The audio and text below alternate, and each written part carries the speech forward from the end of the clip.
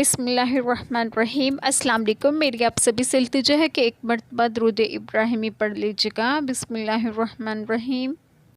اللہم صلی علی محمد وعلی آل محمد کما صلیت علی ابراہیم وعلی آل ابراہیم انک حمید مجید۔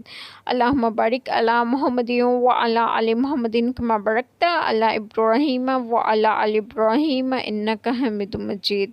بسم اللہ الرحمن الرحیم۔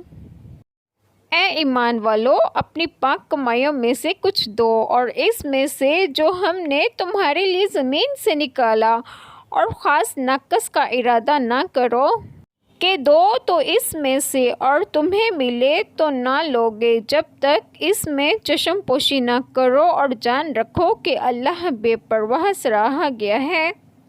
بسم اللہ الرحمن الرحیم۔ آج جو بات میں آپ لوگوں سے ڈسکس کروں گی وہ یہ ہے کہ اس آیت میں زکوٰۃ تجارت پر ثابت ہوتی ہے۔ یہ بھی ہو سکتا ہے کہ آیت صدقہ نافل اور فریضہ دونوں پر نازل ہوئی ہو۔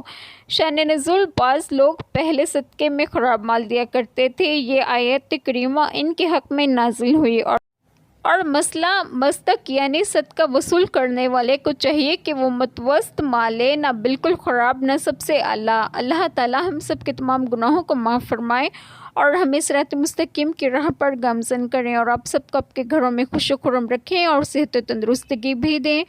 آمین۔ جزاک اللہ خیر۔